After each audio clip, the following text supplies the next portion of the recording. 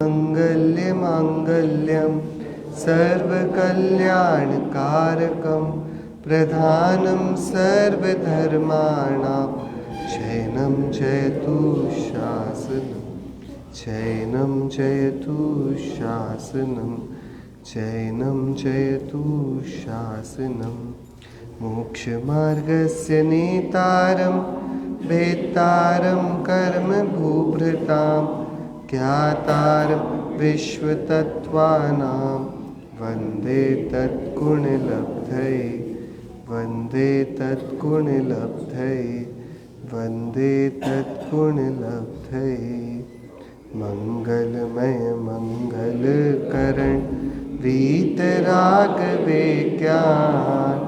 नमो ताहि जाते भय अरहंताति महान करि मंगल करि होमा ग्रंथ करन को काज जाते मिले समाज सब पावे निज पदराज पावे निज पदराज।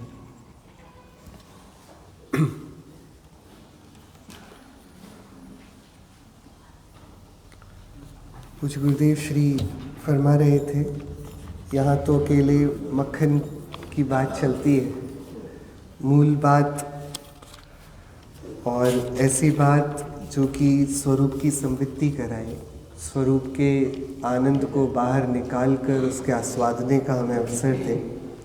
बहुत ही गजब की चर्चा आचार्य पूज्यपाद देव द्वारा प्रणीत शिष्टोपदेश ग्रंथ के आधार से उसके 36वें और 37वें श्लोक पर आज सुबह और शाम हम सभी ने करी। सुबह की बात तो ऐसी थी कि कैसे तत्वज्ञान से अपनी परिणति को भिगाकर एकांत में आत्मा का आस्वादन योगी जन करते हैं, जिनको सुख ही एकमात्र प्रयोजन है। उनको स्वरूप का आश्रय वही एक सुख का द्वार दिखता है और उसके द्वारा, उस स्वरूप के आस्वादन के द्वारा वे अपने जीवन को धन्य करते।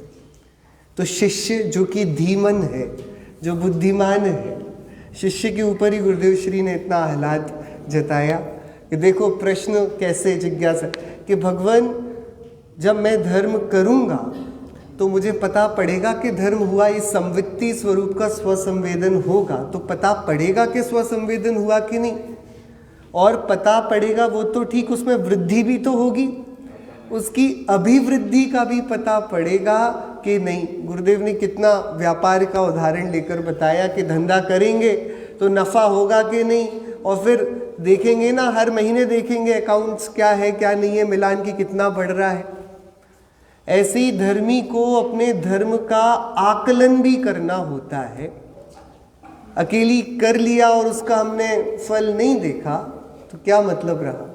और कितनी सुंदर फिर गाथा आई, क्या जैसे जैसे स्वरूप का अनुभव बढ़ता है, सहज में उपलब्ध इंद्रिय विषय भी कष्टप्रद मालूम पड़ते हैं। उनमें रुचि तो नहीं, लेकिन गुरुदेव तो कह रहे थे दुख तुल्य, उनसे द्वेष होता है। द्वेष मतलब दुश्मनी नहीं, लेकिन चाहता नहीं, उनसे अरुचि है, उनको भोगने का उसके भाव नहीं है। और इसी बीच गुरुदेव श्री ने बहुत सुंदर, हम कई बार इस पर गड़बड़ी कर देते हैं। रोगी है, उसको रोग हुआ तो उसके लिए रोग तो हेय है, दवा उपादेय है कि हेय है। रोगी के लिए रोग तो हेय है, दवा क्या है। रोगी रोग को तो नहीं चाहता, दवा को चाहता है कि नहीं। आप में से किस किस को दवाई अच्छी लगती है कि रोग तो छूटे, ये वाली बात तो है ही, ये दवा भी छूटनी चाहिए। पर संयोग जो उपलब्ध हुआ, सहज सुख साधन, हाँ, वो तो उसको कष्टप्रद मालूम पड़ता ही है। उसके निवारण करने में आने वाला जो प्रशस्त परिणाम है, दवा का दया दान व्रत परिणाम, इसको भी वह उपादेय मानता। रोग और रोग का जो उपाय किया जा रहा है, वे दोनों ही उसके लिए श्रेयस्कर स्थिति नहीं है। स्वस्थ दशा, अपने में लीनता, अपने स्वरूप का आश्रय, वही उसके लिए उपादेय भूत है। तो आत्मा को चाहने वाला सिर्फ आत्मा को चाहता है और जगत से उसकी रुचि एकदम टूट पड़ती है। ये शुद्धात्मा की रुचि की तरफ हम सही दिशा में बढ़ रहे हैं, उसका आकलन आचार्य पूज्यपाद स्वामी ने दिया। हम सब भी अभी वार्षिकोत्सव के इस पावन प्रसंग पर थोड़ा सा आगम के गहन सागर में से जो विद्वज्जनों ने मोती निकाल कर हमको दिए, उनका थोड़ा सा यहाँ अवलोकन करना चाह रहे हैं। बहुत ऐतिहासिक मुनिराज तो हमारे जनागम में हुए ही, विद्वान भी गजब के हमारे इस पूरे इतिहास में हुए। पंडित बनारसी दास जी का नाम उनमें अग्रणीय है। आचार्य कल पंडित प्रवर टोडरमल जी तो हैं ही। इस मोक्षवाण प्रकाशक ग्रंथ के परिशिष्ट में पंडित बनारसी दास जी, जिन्होंने नाटक समयसार जैसा गजब का ग्रंथ हम सभी को प्रसाद स्वरूप दिया जिन देशना के अभ्यास से, उनके द्वारा लिखे गए कुछ पत्र हैं जो गुरुदेव श्री के समय प्रकाश में आए। और हमारा सौभाग्य है कि पूज्य गुरुदेव श्री के उस समय इन पत्रों पर हुए प्रवचन, क्योंकि पत्र तो 4 पेज के, 5 पेज के, 6 पेज के अलग अलग छोटे छोटे से पत्र हैं। बहुत छोटे छोटे से मंत्र तरीके से उसमें वाक्य हैं और उनका क्या रहस्य है और कितना ग्रंथों का आलोडन करके विद्वानों ने उस रहस्य को बहुत संक्षिप्त में हमारे समक्ष रखा। उन पत्रों का अपन अवलोकन करने का विचार बना रहे हैं। हमने पहले पंडित बनारसी दास जी की परमार्थ वचनिका पर चर्चा करी थी और उस पर बहुत सुंदर एक साधक जीव के जीवन में क्या क्या बातें होती हैं और कैसे वह अपने शुद्धात्मा के संस्कार स्वयं में आरोपित करता है, वो परमार्थ वचनिका पर हम सभी ने देखा। अब जिस पत्र का हम आलोकन कर रहे हैं, 4 पेज का मात्र ये पत्र है। नाम है निमित्त, उपादान निमित्त की चिट्ठी। क्या नाम है? उपादान निमित्त की चिट्ठी। चिट्ठी पत्र है, लेकिन हम पढ़ेंगे और हमको समझ में आएगा कितने सारे ग्रंथों का इसमें रहस्य पंडित साहब ने भर रखा है। वे स्वयं न सिर्फ समयसार जैसे अध्यात्म प्रधान ग्रंथ के अभ्यासी थे, गोमट सार जैसे सिद्धांत ग्रंथ के भी बहुत प्रखर अभ्यासी थे और उन दोनों की बहुत सुंदर साठ गांठ से भरा आगम अध्यात्म का एक गजब का संतुलन इस ग्रंथ में, इस चिट्ठी में हम सभी को पढ़ने मिलेगा। पंडित बनारसी दास जी के जीवन पर उन्होंने ही अपनी पत्रिका लिखी अर्धकथानक नाम से। आप सभी ने पढ़ी भी होगी, नहीं पढ़ी हो तो अवश्य पढ़िएगा। उनके जन्म के पहले जब जन्म नहीं हो रहा था उनके माता पिता का, तो उन्होंने बहुत प्रयत्न किए। एक बार कहीं सती वंदना के लिए जा रहे थे कि पुत्र उत्पत्ति हो जाए, तो उन्होंने अपनी कथानक में लिखा, हमारे पिताजी हम उत्पन्न हो जाएं इसलिए जा रहे थे कि कहीं पर नमस्कार करने। तो जब नमस्कार करने गए तो रास्ते में चोरों ने लूट लिया। तो तब वो वहाँ लिखते हैं कि पता नहीं जगत को क्यों इतना होने पर भी कि प्रगट में हमारे उद्यम करने अच्छा जाते हैं, हो कुछ और जाता है, तब भी ऐसा ग्रहित मिथ्यात्व क्यों नहीं छूटता। उनके खुद के जीवन में भी कई प्रसंग आए। एक बार उनको किसी ने एक प्रतिमा दी अन्य मत की और बोला रोज सुबह इसकी पूजन करोगे तो 1 साल बाद अपने आप तुम्हारी घर की चौखट पर सोने की क्या बोलते हैं उसको, मोहर प्रकट होगी। 1 साल तक उन्होंने पूरी निष्ठा से पूजन करी और बहुत साल भर इंतजार किया उस अगले दिन का, वर्षगांठ का, और गए और खोल कर देखा चौखट तो कुछ है ही नहीं। ठीक है, कोई बात नहीं, कुछ कमी रहेगी, कल आएगी। तो ऐसे करके फिर उनका मोह भंग हुआ और उन्होंने उसको अलग कर दिया। फिर कोई एक उनको शंख दे गया, बोला इससे तो काम बनेगा। और उसी समय उनकी भी, उसने वो पूजन करते थे उसकी, और उसी समय फिर अकबर की मृत्यु हो गई। और जैसे ही खबर सुनी तो खड़े खड़े गिर गए, क्योंकि घबरा गए, अब तो आतताई आकर कुछ भी कर सकते हैं शहर में। तो गिर गए तो सिर फूट गया, बहुत सारा खून आ गया, अचेत तुल्य अवस्था में हो गए। सब घबरा गए घर वाले, क्या होगा। अब इनका सिर फूटा, इतना खून दिख रहा है, उसमें विचार कर रहे हैं यार मैं कैसा पागल हूँ, हाँ, जिसकी मैं पूजन करते आ रहा हूँ, इतना बुरा मेरे साथ हो गया और मेरी कोई रक्षा करने को नहीं आया, और ऐसे करके उसको भी उन्होंने, ऐसे उनके जीवन में बहुत सारे प्रसंग हैं, बड़ी रोचक उनकी जीवनी है। पिताजी ने पूरी संपत्ति दी उनको, इतने सारे, वो 2 मुद्रिकाएं, कुछ मोती, कुछ हीरे, और आगरा भेजा, जाओ व्यापार करके आना। वो गए और वहां जाकर लुट गए, कुछ नहीं बचा हाथ में। जैसे तैसे कुछ दिनों जो बचा उसको बेचकर कुछ करना चाहा, नहीं कर पाए। लेकिन इनको पढ़ने का, चर्चा का बहुत रस था, तो बस चर्चा करते थे तो 4-5 लोग आते थे। अब इनको खाने के लाले पड़ गए, तो इनकी चर्चा में कचौड़ी वाला सुनने आता था। तो बस उसने 7 महीने इनको फ्री में कचौड़ी खिलाई। इनने बोला जब होंगे तब दे देंगे। उस समय जब इनका फिर बिल बना था 7 महीने का, 14 रुपये बना था। 7 महीने बाद उसने भी दी। देखो, विपत्ति के समय उसने बोला कोई बात नहीं, तुम्हारा भी समय ठीक नहीं, अब ये करो। बहुत गजब का रोचक उनका कथानक है। कितनी बार शादी हुई, कितने बार पुत्र हुए, कितनी बार मरण हुआ। अपन बोलने को सामान्य बात बोलते, लेकिन सोचें तो अपने घर पर किसी का मरण हो, छोटे से पुत्र का मरण हो जाए, कितना उसका दुख होता होगा। तो ऐसा 1 नहीं 2 नहीं, कितने प्रसंग उनके जीवन में बने। 2 बार पत्नी का, 7 बार पुत्र पुत्रियों का, हाँ, तो टोटल 9 बालक हुए। तो पूरा जीवन ऐसा उनका रहा, और उसके बाद जीवन के फिर उत्थान में उन्होंने इतना तत्व का जिनवाणी का अभ्यास किया। अब ऐसा गजब का क्रांतिकारी जीवन जीने वाले अध्यात्म रसिक पंडित जी के हृदय की बात अब अपन यहाँ पढ़ रहे कि देखो आगम का अभ्यास कैसे हमारे हृदय को कांचन्य का तेज देता है। शुरू करते हैं। उपादान निमित्त की चिट्ठी। हम सभी उपादान और निमित्त इन 2 शब्दों से बहुत अच्छे से परिचित हैं, और इसका पूरा आधार देखिए अभी हम पढ़ेंगे। बिल्कुल अपने तो बस की बात नहीं कि इन रहस्यों को अपन कैसे समझें, पूज्य गुरुदेव श्री के द्वारा इनका रहस्य खोला गया है, उसी आधार पर अपन ये चर्चा कर रहे हैं। देखिए, प्रथम ही कोई पूछता है कि निमित्त क्या, उपादान क्या। तो हम सबको तुरंत याद आ जाती है जो पाठशालाओं में हमने परिभाषा पढ़ी। उपादान किसे कहते हैं?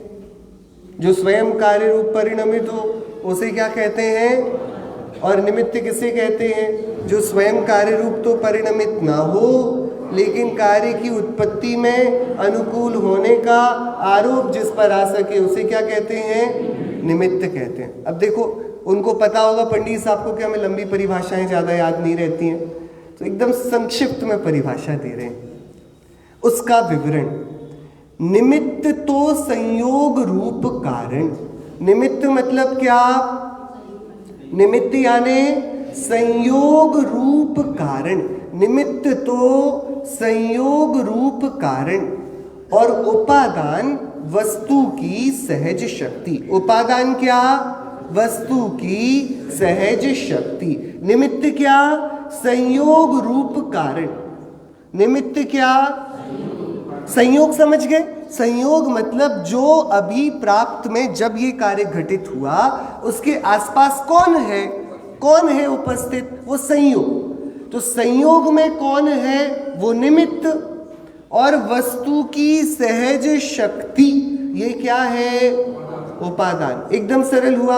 हमने पानी को तपेली में भरकर गैस के ऊपर रखा, अब उस पानी में से भाप आ रही है, तो इसमें निमित्त क्या है? अग्नि।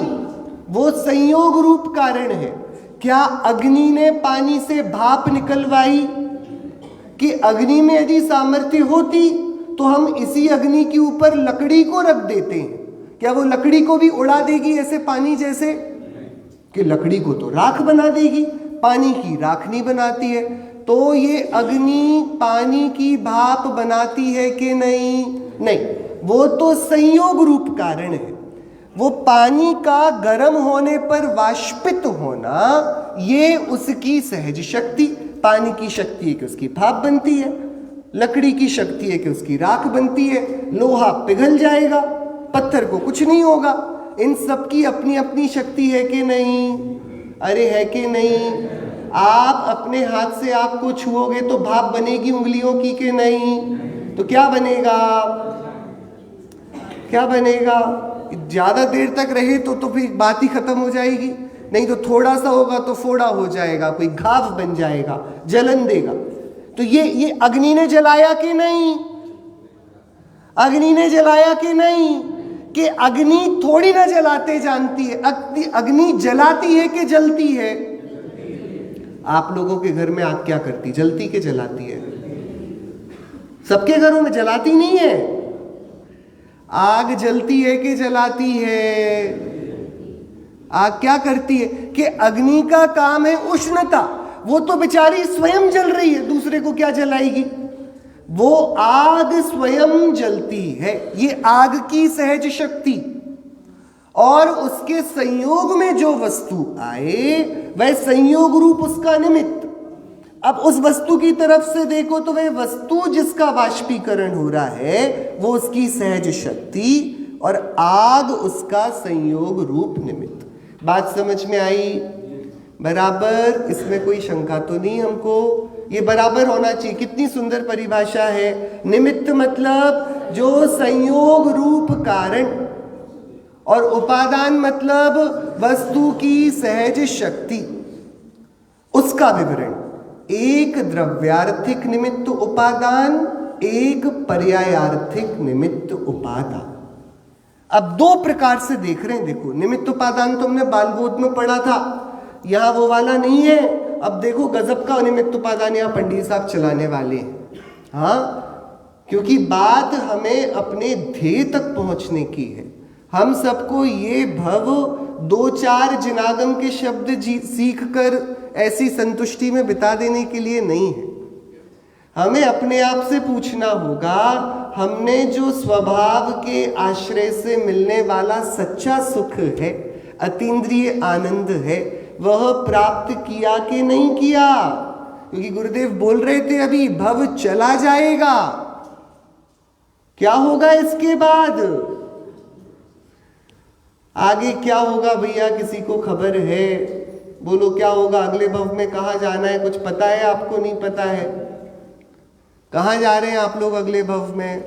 नरक गति, तिर्यंच गति, देव गति, मनुष्य गति, कहाँ जा रहे हो बताओ? कहाँ आप लोगों ने कुछ सोचा है? कहाँ जाने वाले हो? अरे इतने शांत हो आप लोग इस समय, एकदम सुई की भी आवाज आ जाए। कहीं जाने का विचार बनाया है कि रुकने का ही विचार बनाया है यहाँ पर? कि वो विचार की तो बात ही नहीं, जाना ही पड़ेगा। हाँ, रोके नहीं रुक पाओगे, बराबर। तो अब जाने के तो चार ही रास्ते हैं, कहाँ जा रहे हो बताओ भैया? अभी वो रास्ते ही नहीं खुला, अभी तो प्रैक्टिकल बात करो भैया। चार ही दरवाजे हैं, कहाँ जाने वाले हैं? कुछ विचार है? अरे बोलो, का मनुष्य कौन बन रहा है अगले भव में? तिर्यंच कौन बन रहा है? नारकी। नारकियों जैसे तो लक्षण है नहीं, है तो नहीं।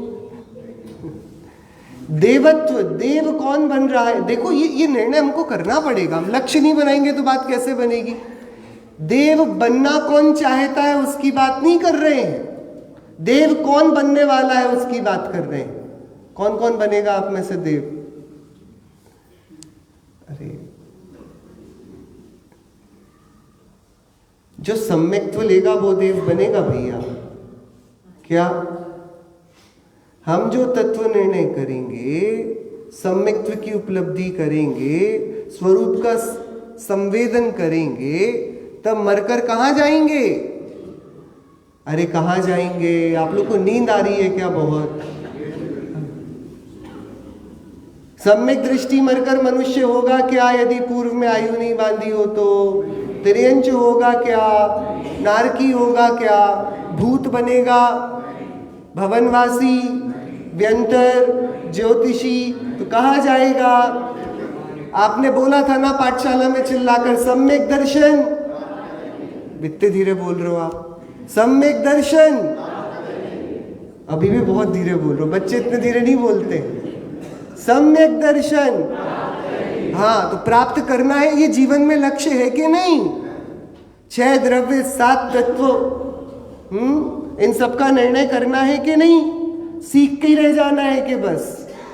हाँ, एक व्यक्ति को पता है कि तैरा कैसे जाता है, बहुत अच्छे से, हाथ कैसे चलाने रहते, पैर कैसे चलाने रहते, बस एक ही गड़बड़ रह गई है, आज तक नदी में कूदा नहीं, पानी में उतरा नहीं। उससे पूछ लो, सब आता उससे तैरते, कैसे तैरना है, पानी में नहीं उतरा आज तक। तैरते आता है कि नहीं? पूछो आप उससे कि पढ़ाई का क्या मतलब है जब तक बस पढ़ाई को उतारा नहीं। ये पढ़कर थोड़ी ना बात बनेगी। तो निर्णय करा रहे, क्या करा रहे हैं? तो निमित्त उपादान 2 तरीके से, एक द्रव्यार्थिक नय, एक पर्यायार्थिक नय। द्रव्यार्थिक नय मतलब द्रव्य में, और पर्यायार्थिक नय मतलब पर्याय में, ऐसा नहीं। एक ही द्रव्य में लगाएंगे तो वह द्रव्यार्थिक निमित्त उपादान, जब एक ही द्रव्य के अंदर निमित्त उपादान लगाएंगे, बराबर एक ही द्रव्य के अंदर गुणभेद करेंगे, और अपन थोड़ा बताएंगे कि इसमें निमित्त क्या और उपादान क्या, वो कहलाएगा द्रव्यार्थिक निमित्त उपादान। और जब 2 द्रव्यों के बीच लगाएंगे उसको क्या बोलेंगे? पर्याय आर्थिक निमित्त उपादान। देखिए उसका विवरण, द्रव्यार्थिक निमित्त उपादान, गुण भेद कल्पना। द्रव्यार्थिक निमित्त उपादान मतलब क्या? मतलब क्या? गुण भेद कल्पना। क्या आप लोग दोहराएंगे तो जागे रहेंगे।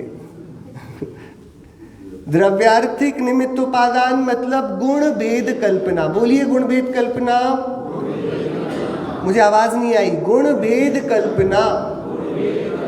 देखो गुण भेद, ये तो गुणों का भेद किया कि ज्ञान, दर्शन, सुख, वीर्य, ये तो गुण हुए। स्पर्श, रस, गंध, वर्ण, ये गुण हुए, बराबर।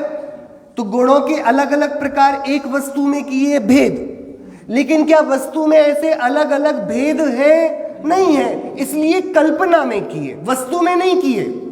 कहां किए? हम समझने के लिए कर रहे हैं।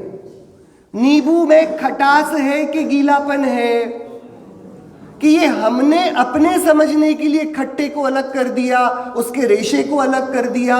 नींबू तो नींबू है ना, उसमें भेद नहीं है। ये सब वस्तु कैसी है? अभेद। वस्तु में हम क्या करेंगे? गुण भेद की कल्पना करेंगे, बराबर।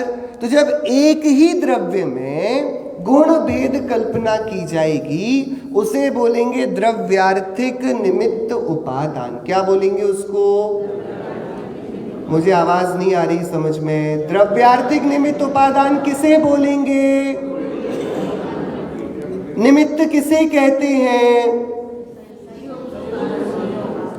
हाँ, क्या लिखा है? संयोग रूप कारण। उपादान मतलब सहज शक्ति, वस्तु की सहज शक्ति, वो क्या है? उपादान। वस्तु की सहज शक्ति क्या है? उपादान। और निमित्त क्या है? जब उसकी सहज शक्ति हो रही है उस समय संयोग में क्या क्या है, बराबर। आप लोग को नींद तो नहीं आ रही है? नहीं आ रही नींद, बराबर।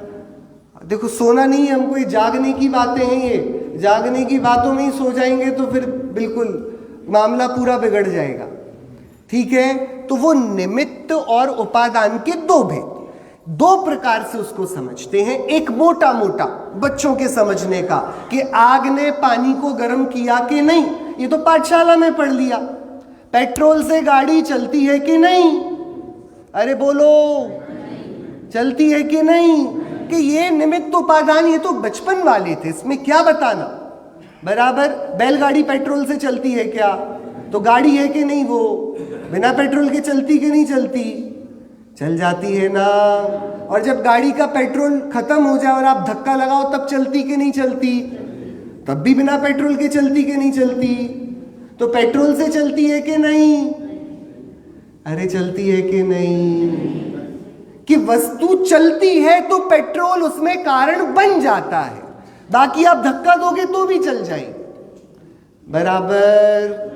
हाँ कि नहीं? तो ये जो 2 द्रव्यों के बीच हम लगाएंगे, इसे बोलेंगे, देखिए, पर्यायार्थिक निमित्त उपादान, पर योग कल्पना। पर्यायार्थिक निमित्त उपादान क्या? पर योग कल्पना। द्रव्यार्थिक निमित्त उपादान मतलब गुण भेद कल्पना। गुण भेद कहां करेंगे? एक वस्तु में। जैसे जैसे आपको समझ में आएगा तो आपकी कषाय मंद होगी कि नहीं? होगी कि नहीं? तो समझ में आना ज्ञान का कार्य और कषाय का मंद होना चारित्र का कार्य। तो कषाय के मंद होने रूप उपादान कारण में निमित्त कारण ज्ञान का समझना। आपको समझ में आ रही है बात? वो गुण भेद करेंगे। अरे सुन रहे हो आप लोग के नहीं सुन रहे हो? द्रव्य के अंदर भेद करेंगे। ठीक है, वो क्या कहलाएगा? द्रव्यार्थिक उपादान निमित्त। और जब दो वस्तुओं के बीच में हम करेंगे कल्पना ही, क्या लिखा है? पर योग कल्पना। योग मतलब जोड़ना, पर मतलब दूसरी वस्तु। क्या दो वस्तुएं जुड़ सकती हैं? क्या दो वस्तुओं को जोड़ा जा सकता है? देखो, रोज सुबह सूरज उगता है, आप लोगों को उठाता है कि नहीं? सूर्य आपको उठाता है कि नहीं? कि यदि बोले कि सूर्योदय से हम उठ जाते हैं तो ये मोटा मोटा ठीक है, बोल लिया। लेकिन क्या सूर्य के उठाने पर उठते हो कि अपनी नींद खुलने पर उठते हो? तो अपनी नींद खुलना ये सहज शक्ति, ये उपादान, और उस समय जब नींद खुली सूर्य का होना, ये परयोग संयोग का कारण हो गया। वहां पर बात समझ में आई? तो अब इन दोनों को मिला देंगे तो भी कल्पना ही होगा ना? बराबर। जी भैया, आपको परयोग कल्पना का मतलब समझ में आया? कठिन तो नहीं पड़ रहा है? दो तरीके से देखो, ऐसे बात थोड़ी ना बनेगी कि हमने भगवान का 5 लाइन का नमोकार मंत्र पढ़ लिया और बस हो गया अपना, तो भव का अभाव हो गया, या एक बार शिखर जी की वंदना कर ली तो अपना काम हो गया। हाँ, अभक्ष का त्याग कर दिया, 7 व्यसन का त्याग कर दिया, रात्रि भोजन का त्याग कर दिया, पास हो गए ना फिर अपन तो मनुष्य भव धारण करके। हाँ, ऐसे थोड़ी ना होगा। बुद्धिमानों का धर्म है भैया, बुद्धि का प्रयोग लगेगा। अनंत भवों का किया गया जो कर्म संचय, उसको एक भव में प्रखर प्रज्ञा के संप्रयोग से मिटाना है। तो उसके लिए उपयोग की सूक्ष्मता लगेगी, और एक बार जो समझ में आएगा तो रोमांचित हो जाएंगे हम। इतना गजब का ये वस्तु तत्व है। निमित्त उपादान, निमित्त यानी संयोग रूप कारण, उपादान यानी वस्तु की सहज शक्ति। इसके दो प्रकार, द्रव्यार्थिक निमित्त उपादान और पर्यायार्थिक निमित्त उपादान। द्रव्य मतलब द्रव्य वाले, पर्याय मतलब पर्याय वाले, ऐसा नहीं। द्रव्यार्थिक मतलब एक ही द्रव्य में एक वस्तु की बात कर रहे हैं तो द्रव्य, और जब दो अलग अलग वस्तुओं की बात कर रहे हैं तो पर्यायार्थिक नए, व्यवहार नए के स्थान पर पर्यायार्थिक नए आगम में प्रयोग होता है। बराबर, ठीक है। तो पर्यायार्थिक निमित्त उपादान मतलब पर संयोग, पर योग कल्पना, और द्रव्यार्थिक निमित्त उपादान मतलब गुण भेद कल्पना। कौन बताएगा ये 4 लाइन किस किस को याद हो गई है? कोई एक जन समझा दे। आप लोगों को लग रहा था स्वाध्याय सुनने मिलेगा, या तो कक्षा हो गई। हाँ बताइए, कौन? देखकर भी बोलेंगे चलेगा, लेकिन आप एक बार बताएंगे तो प्रसन्नता होगी। क्या एक जन कोई सभा से बोलता है तो दूसरे लोगों का और ज्ञान थोड़ा खिलता है? कौन बता रहा है? देखकर। हाँ, बहुत बढ़िया।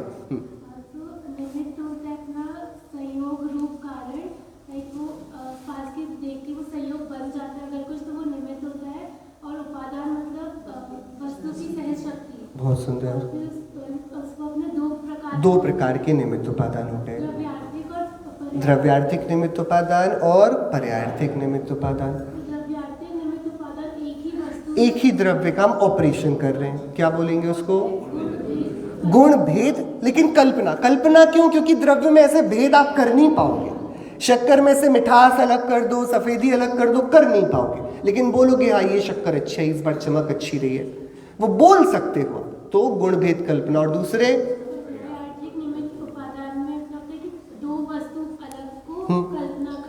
उनको जोड़ना, उनके बीच में संबंध करना। बराबर। वो क्यों हंसे, क्योंकि इसने चुटकुला सुनाया। तो क्या चुटकुला सुनाने से हंसे? वो दूसरे को तो बुरा लग गया, उसके ऊपर चुटकुला था, वो क्यों नहीं हंसा? तो चुटकुले से हंसते हैं कि नहीं हंसते हैं? कि कह देना ये पर्यायार्थिक निमित्त उपादान होगा, बाकी उसके क्रोध का कारण है, इसके हास्य का कारण है। तो चुटकुला क्या करे बेचारा? तो वो कह रहा है मैं तो सहज शक्ति, तुम्हारा हंसना ये संयोग का कारण हुआ। बात समझ में आई आपको? नहीं आई? तो पर योग कल्पना ये पर्यायार्थिक निमित्त उपादान। बहुत सुंदर। और कौन बताएगा? पुरुष वर्ग में से कौन बताएंगे? अभी आप ट्राई करो, कोई भी भैया। हाँ, संयोग रूप कारण। बहुत सुंदर। इसके कितने भेद हो गए? 2 भेद। द्रव्यार्थिक निमित्त उपादान, पर्यायार्थिक निमित्त उपादान। एक द्रव्यार्थिक मतलब एक ही द्रव्य में। तो एक द्रव्य में क्या करेंगे हम निमित्त उपादान लगाना? गुण भेद कल्पना। और पर्यायार्थिक निमित्त उपादान परयोग कल्पना। परयोग मतलब पर यानी 2 वस्तु, एक स्व और एक पर, 2 लोग हो गए, 2 इनमें क्या करेंगे? कल्पना करेंगे। एक के कारण दूसरे का कार्य ऐसा बताने का कहा जाएगा। होगा उसमें भी एक संयोग रूप कारण और एक सहज शक्ति, क्योंकि परिभाषाएं तो यही रहेंगी, चाहे द्रव्यार्थिक हो या पर्यायार्थिक। बराबर। यहां तक किसी को कोई शंका, कोई संशय, कोई कठिनाई? किस किस को ऐसा लग रहा है कि क्यों पढ़ रहे हैं हम ये? हाँ, क्या अर्थ है इन बातों का? देखिए आएगा अभी आपको थोड़ा थोड़ा। पहले हम जितनी मूल जानकारी है उसको एकत्रित कर लें, फिर इसका थोड़ा सा रस बनेगा। इधर तक ठीक है, एकदम सरल हो गया। निमित्त उपादान 2 हम समझ रहे हैं कार्य कैसे होता है जगत में। तो कार्य के कारण 2, एक निमित्त कारण, एक उपादान कारण। निमित्त कारण संयोग रूप कारण और उपादान वस्तु की सहज शक्ति। जैसे आपसे पूछूं कितनी विडंबना है, आप लोग कहां से आए हो? पता है? अरे जब मनुष्य नहीं थे तो उसके पहले कहां थे? वो तो नहीं पता होगा, लेकिन सबसे पहले कहां थे ये पता है। कहां थे? अरे कहां थे भैया? निगोद में थे। कहां थे? कहां जाओगे वापस? कौन जाएगा निगोद? अब तो सिद्धशिला जाना है ना, अब वापस कैसे चले जाएंगे निगोद? जिसको ये ज्ञानियों के वचन सुनने मिल रहे वो निगोद काहे को जाएगा वापस? कैसे भी नहीं जाएगा, कोई नहीं जाएगा। बराबर। पहले कहां थे? निगोद में थे। बराबर, ठीक है। तो निगोद में थे तो कान थे क्या? आपके पास कान थे निगोद में थे तो। आंखें थी, नासिका थी, जेवा थी। तो यदि एक निगोदिया जीव यहां पर है और मैं चाहूं कि देखो मुझको तो एकदम बढ़िया समझ में आ गए आचार्यों के वचन, मैं इसको निगोद में से निकालकर मनुष्य बना दूं, इसको मैं क्या सुनाऊं? मंदिर में रहने वाले निगोदिया जीव जल्दी निकल जाते होंगे निगोद से बाहर। बोलिए, ये निगोदिया जीव को निगोद से बाहर निकालने के लिए निमित्त कारण बताओ। वो कैसे निकलेगा? नमोकार मंत्र का अखंड पाठ कर एक रिकॉर्डर में भर के चालू कर देते हैं, हर जगह की वाइब्रेशन अच्छी हो जाएंगी। हाँ, तो वहां के निगोदिया जीव निकल जाएंगे ना बाहर। कैसे निकलेंगे? निमित्त कारण बताओ। निमित्त कारण क्या करोगे आप? कि सोचते रह जाओगे, समझ नहीं आए। ये हम समझ रहे हैं यहां पर बहुत गंभीर विषय। कार्य होता कैसे? हम सब निकल कर आए। कैसे निकल कर आ गए? बिना निमित्त और उपादान दोनों की जोड़ी है ना? तो कार्य कैसे हो रहा है ये विषय, ठीक है। देखिए, प्रथम ही अब पहले अपन पढ़ेंगे द्रव्यार्थिक निमित्त उपादान, जो कि है गुणभेद कल्पना। प्रथम ही गुणभेद कल्पना की चौभंगी का विस्तार कहता हूं। सो किस प्रकार? इस प्रकार सुनो। देखो क्या गजब की चिट्ठी। ऐसी चिट्ठी आप लोगों ने पढ़ी कभी? ये चिट्ठी, हाँ, हम तो क्या क्या पूछते रहते हैं अपनी चिट्ठियों में। आजकल तो चिट्ठी का जमाना ही नहीं है, व्हाट्सएप है।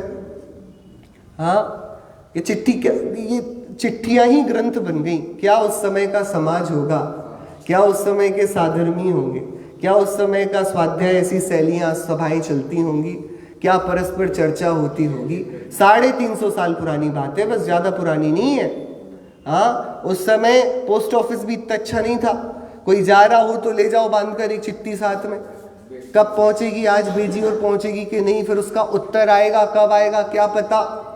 उस समय भी जिनकी रुचि थी वे ये कार्य कर ही लेते थे। रुचि अपना रास्ता बना ही लेती है। जिसको रुचि है, धगस है, वो कितने ही संयोगों की न्यूनता में अपने पुरुषार्थ का इंतजाम कर लेता है। बराबर हमारी रुचि कहाँ जा रही है, इसका आकलन कौन करेगा, हम स्वयं करेंगे। कितना प्रसन्न हुए आचार्य। शिष्य ने पूछा, भगवान मैं कैसे प्राप्त करूं संवित्ति, ये कैसे पता पड़ेगा। तो आचार्य कितने शिष्य को बोलते, हे धीमन, हाँ अरे रुचिवान है, इसकी भव्यता, हाँ ये आसन्न भव्य जान पड़ता है। कितने प्रसन्न हुए। तो क्या हमने भी ऐसी अपने अंदर उपादानगत योग्यता जागृत करी। ठीक है, देखिए प्रथम ही गुणभेद कल्पना की चौभंगी का विस्तार कहता हूं। सो किस प्रकार, इस प्रकार सुनो। जीव द्रव्य, कौन कौन है जीव द्रव्य हम में से, मैं जीव हूं, उसके कितने गुण, जीव द्रव्य में कितने गुण हैं, मुझ में कितने गुण हैं, हम सबके पास कितने गुण हैं, अनंत। हमारा जो संपन्नता है, साम्राज्य है, वह कितना विस्तारित है, अनंत गुणों में। सब गुण असहाय, स्वाधीन, सदा। कैसे हैं सारे के सारे गुण, असहाय, स्वाधीन, सदा काल। कब कब रहेंगे मेरे अनंत गुण, सदा काल। कैसे रहेंगे मेरे गुण, स्वाधीन, तो उनको किसी की जरूरत नहीं पड़ेगी। असहाय, जगत में जो नकारात्मक तरीके से प्रयोग किया जाता है, अरे बेचारे असहाय हैं, हाँ कोई सहायता करने वाला नहीं उनका, तो असहाय ये बेचारे का सूचक है कि वीर्यवान का सूचक। अरे मुझे जरूरत नहीं किसी की, आप मुझे मत, मैं आऊं आपके पास और बहुत आराम से संकोच से आपकी जेब में 10 का नोट रख जाऊं और बोलूं खुश रहना, कैसा लगेगा आपको? अरे बोलो, अच्छा लगेगा आपको? जरूरत की बात नहीं, अपमानित महसूस करोगे आप, समझ के क्या रखा है, ऐसे ही तो बोलोगे। अरे भैया आप चाहोगे कोई आपको आए और आकर एक छोटा सा बच्चा के लो 1 रुपए खुश रहो, ऐसे बोल के जाए, कैसा लगेगा आपको? सम्मान है कि अपमान है? वो दे रहा है कि छीन रहा है? मदद कर रहा है क्या कि नहीं कर रहा है? मदद तो कर रहा है, तो फिर आपको बुरा क्यों लग रहा है? फिर समझ के क्या रखा है? तो जिसको सहायता की आवश्यकता पड़ रही है उसको दीन होना पड़ेगा। क्या होना पड़ेगा? जो सहायता मांगता है उसे झुकना पड़ेगा, और जगत में झुकने की, वस्तु में झुकने की कोई संभावना नहीं। इसलिए वस्तु का प्रत्येक गुण कैसा है? असहाय। कैसा है आत्मा का प्रत्येक गुण? असहाय। हम सभी के सारे गुण कैसे? ये ग्रंथ से मुझे ज्ञान प्राप्त होगा ऐसा कमजोर ज्ञान नहीं है मेरा। मैं पढ़ूंगा तब तो ज्ञान होगा ना, कि अरे ज्ञान की सहज योग्यता असहाय होकर वह होगा। ग्रंथ पढ़ने से होगा क्या? अरे आप लोगों को बात समझ में आती है कि नहीं आती है? वस्तु में जितने गुण हैं वे कैसे हैं? सारे के सारे असहाय। क्रोध हुआ, गुरुदेव श्री ने इसके प्रवचन के इस अंश में कर्म को लेकर आए। गुरुदेव क्या बोले? सुनो, क्या लगता है तुमको, ये राग हुआ तो कर्म के उदय में हुआ ना? चारित्र मोह कर्म के उदय में हुआ कि नहीं हुआ? राग कि चारित्र गुण असहाय है, तो वीतरागता होगी, वो भी चारित्र गुण बिना किसी की सहायता के करेगा। और राग की मलिनता है तो भी चारित्र गुण ने सहायता मांगी है क्या? कैसे हैं? मैं जीव द्रव्य मेरे अनंत गुण और सब गुण असहाय स्वाधीन सदा। बराबर। मुझे लग रहा है आप लोग को बहुत तेज नींद आ रही है, आधे लोग तो बहुत थक गए, और क्या चर्चा चल रही है रात्रि में इतनी। इस पे ही विचार करते, नींद क्यों आ रही है? मैं लोरी सुना रहा हूं क्या? ये क्या सोने का स्थान है? लेकिन फिर भी नींद आ रही है कि नहीं आ रही है? आ रही। जिसको आ रही है उसकी बात कर रहा हूं, जितनों को नहीं आ रही उनको नहीं आने लगे भैया। हाँ, तो आ रही। क्यों आ रही है? क्योंकि निद्रा नाम के आवरण का उदय है दर्शन मोह की प्रकृति का, इसलिए आ रही है ना? कि नहीं, अभी ज्ञान की, दर्शन की ऐसी ही सहज शक्ति है। आत्मा अपनी स्वाभाविक शक्ति के विकास में तो स्वाधीन है ही, कर्म के संयोग में भी पराधीन होकर विकारी नहीं हुआ है। बात समझ में आ रही? आपको नहीं आ रही? बहुत खतरनाक है वाली बात। क्या? जो ये पुष्प सुगंध दे रहा है ना, ये सुगंध तो दे रहा है क्योंकि पुष्प का स्वभाव है, लेकिन इसको टूटे आज 4 दिन हो गए हैं और ये दुर्गंध देने लगा है। तो दुर्गंध किसके कारण दे रहा है? ये कि जो सुगंध दे रहा है अपने स्वभाव से, वहीं पर ही दुर्गंध का कारण है, कोई दूसरा कारण वहां नहीं है। वस्तु के सारे परिणाम वस्तु असहाय स्वाधीन होकर करती है। वस्तु को कोई दूसरा कराए ऐसा संभवता नहीं। देखिए, जीव द्रव्य, उसके अनंत गुण, सब गुण असहाय स्वाधीन सदा काल। अब उसमें समझाने के लिए 2 गुणों का उदाहरण ले रहे हैं। उनमें 2 गुण प्रधान मुख्य स्थापित किए, उस पर चौभंगी का विचार। एक तो जीव का ज्ञान गुण, दूसरा जीव का चारित्र गुण। क्या? एक तो जीव का और दूसरा जीव का ज्ञान गुण, और एक जीव का ज्ञान गुण और दूसरा जीव का कौन सा? चारित्र गुण। ये दोनों गुण शुद्ध रूप भाव जानने, अशुद्ध रूप भी जानने, यथा योग्य स्थानक मानने। इन दोनों गुणों में शुद्धता भी देखी जाती है, अशुद्धता भी देखी जाती है, यथा योग्य हमको देखना पड़ेगा। उसका विवरण, दोनों की गति न्यारी न्यारी, शक्ति न्यारी न्यारी, जाति न्यारी न्यारी, सत्ता न्यारी न्यारी। किस किस की? ज्ञान की, चारित्र की। बच्चे को आपको पता है कि मिठाई खाऊंगा तो ये डायबिटीज बढ़ जाएगी, ज्ञान जानता है कि नहीं? लेकिन मुंह पर पानी क्यों उतर आया है? कि ज्ञान की गति न्यारी, चारित्र की गति न्यारी। समझ में आ रही है बात कि नहीं आ रही है?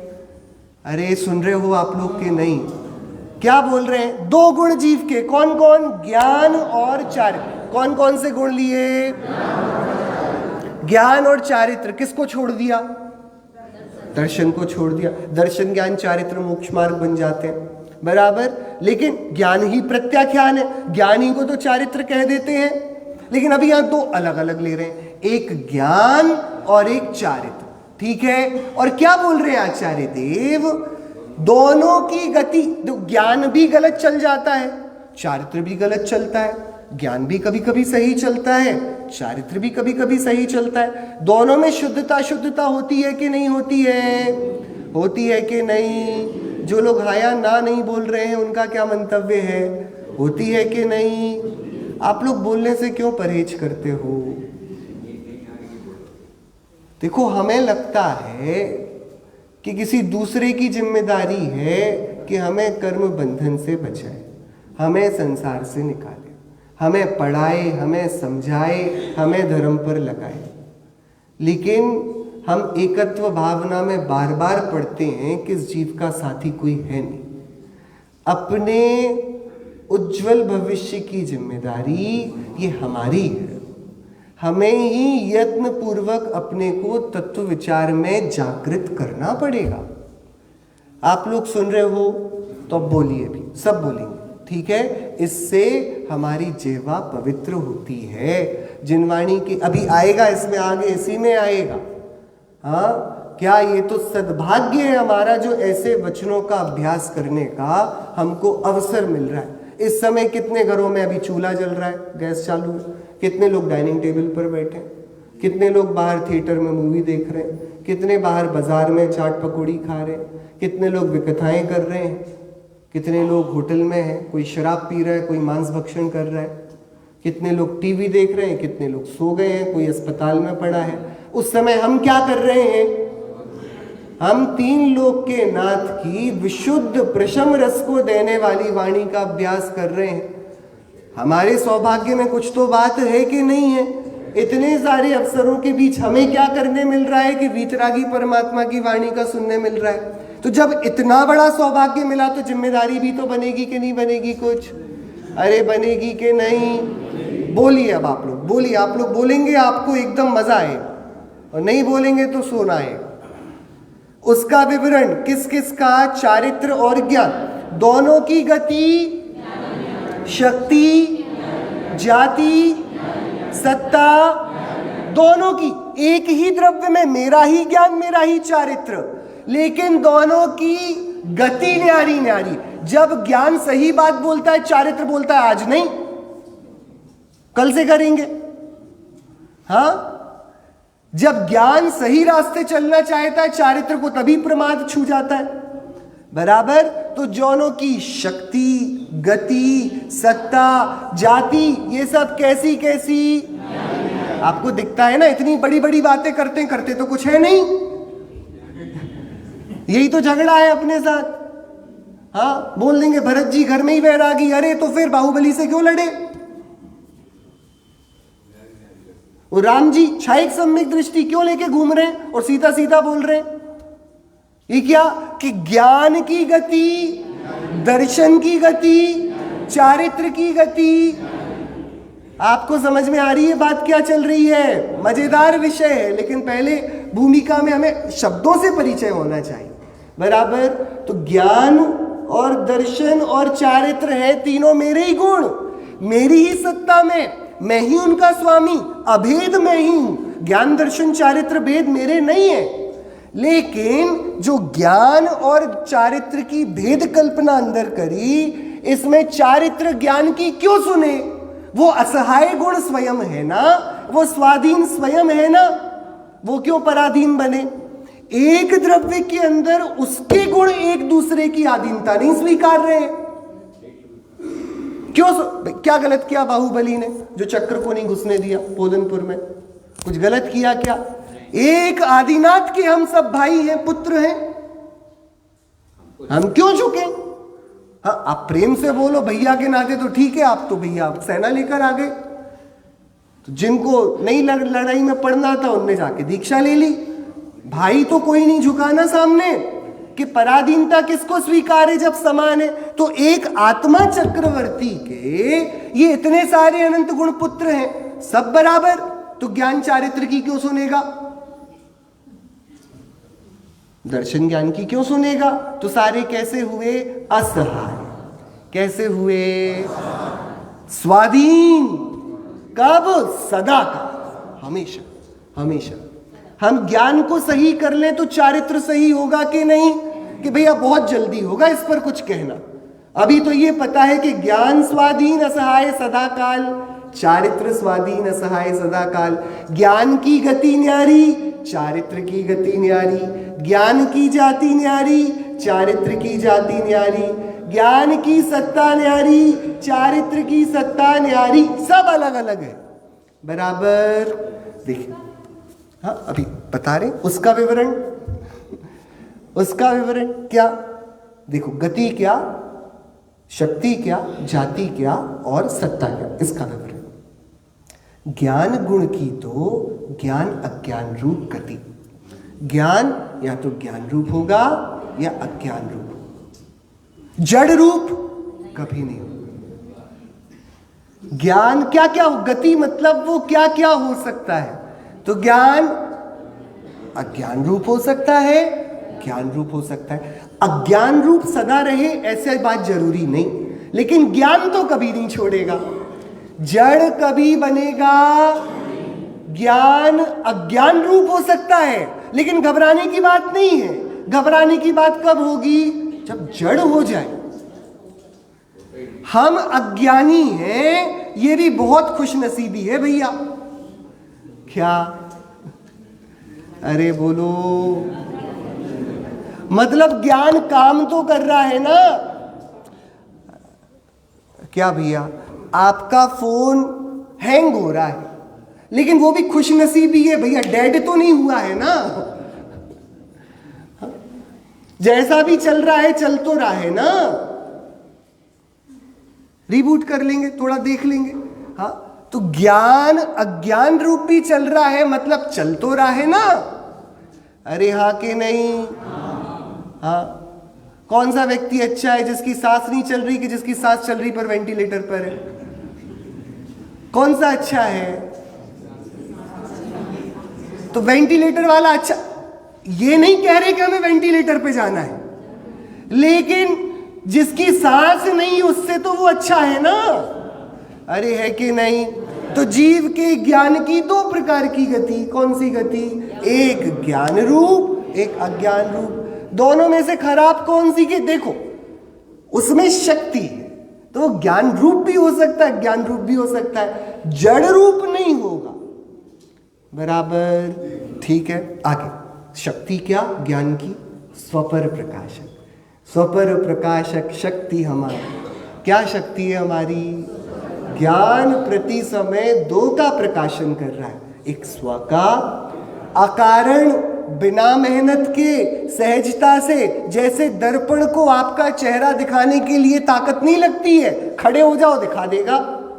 ऐसी ज्ञान को, वस्तु को जानने के लिए कोई श्रम नहीं करना पड़ता। स्व पर प्रकाशक उसकी शक्ति। और इसकी जाति क्या क्या हो जाती है कि सम्यक ज्ञान रूप भी रहता है, मिथ्या ज्ञान रूप भी हो जाता है। तो ज्ञान रूप तथा मिथ्यात्व रूप इसकी जाति, उल्टा माने या सीधा माने। और सत्ता क्या? द्रव्य ब्रह्म।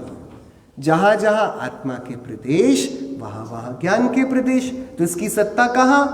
अज्ञान आत्मा से बड़ा है कि छोटा है? प्रवचन सार का विषय। आत्मा जितना है आदा णाण पमाणम, आत्मा ज्ञान प्रमाण। परंतु एक विशेष इतना कि ज्ञान रूप जाति का नाश, ये ज्ञान छोड़कर जड़ बनेगा कभी भी। मिथ्यात्व रूप जाति का नाश सम्यक दर्शन की उत्पत्ति होने पर, यह तो ज्ञान गुण का निर्णय हुआ। मिथ्या ज्ञान तो नष्ट हो जाएगा, ज्ञान नष्ट नहीं होगा। क्या? ज्ञान नष्ट नहीं होगा, अज्ञान नष्ट हो सकता है। बराबर? राहत की बात है। हम सब हमेशा कैसे रहेंगे? चैतन्य रहेंगे। अपन यहाँ रुकते हैं, आप लोग थक भी गए हैं बहुत, और कठिन भी बहुत हो गया है मेरे हिसाब से, लेकिन एक बार 2 मिनट में पूरा रिवाइज कर लेते हैं। ये याद होना चाहिए भैया, और याद बाद में करना नहीं पड़ेगा जब वस्तु ऐसी दिखेगी। हम पहले तो परिचय कर रहे हैं, बाद में देखेंगे तो आनंद आएगा। वस्तु भासनी चाहिए। शब्दों के खेल में क्या रखा है, लेकिन फिर भी शब्द देखो कितने परिमार्जित, कितने व्यवस्थित। एक एक शब्द, पहले उसका प्रवेश, फिर उसकी व्याख्या। निमित्त यानी संयोग रूप कारण, उपादान यानी वस्तु की सहज शक्ति। 2 तरीके से उपादान निमित्त को हम समझेंगे, द्रव्यार्थिक उपादान निमित्त, पर्यायार्थिक उपादान। द्रव्यार्थिक मतलब गुण भेद कल्पना, एक ही वस्तु का ऑपरेशन। और पर्यायार्थिक निमित्त उपादान मतलब पर योग कल्पना, 2 वस्तुओं के बीच पर जोड़कर जो संधान देखा जाता है कि ये समझा रहे और ये समझ क्यों नहीं रहा है, ये जो बीच में परियोग है, ये पर्यायार्थिक निमित्त उपादान। इसमें द्रव्यार्थिक को हमने आत्मा के 2 गुण खड़े किए। कौन कौन से? ज्ञान और चारित्र। और उनके 4 पैरामीटर पर हम चर्चा कर रहे हैं। उनकी गति, उनकी शक्ति, उनकी जाति और सत्ता। उनकी गति न्यारी न्यारी, शक्ति न्यारी न्यारी, जाति न्यारी न्यारी, एक ही द्रव्य में इन चारों के बीच में भेद, चारों प्रकार से भेद, 2 ज्ञान और चारित्र में। अब इसके क्या मायने और ये क्यों बता रहे हैं, इसकी चर्चा कल आएगी। हम मस्त ये जिनेंद्र देव के द्वारा दिया गया गजब का तत्व ज्ञान है। इसका बारंबार हम पहले तो अपने सौभाग्य का बारंबार स्मरण करें, विचार करें। अति पुण्य उदय मम आया, प्रभु तुमरा दर्शन पाया, अब तक तुमको बिन जाने, दुख पाए निज गुण। हे भगवान, जितना भी दुख था आपके वचनों के परिचय के अभाव में था। अब आपके वचनों का मुझे परिचय का अवसर आया है। अब मैं दुखी होने की कुटेव को पालूंगा नहीं, आपके वचनों के विचार से प्रसन्न रहूंगा। चैतन्य स्वरूप आत्मा हमारी दृष्टि का विषय बने।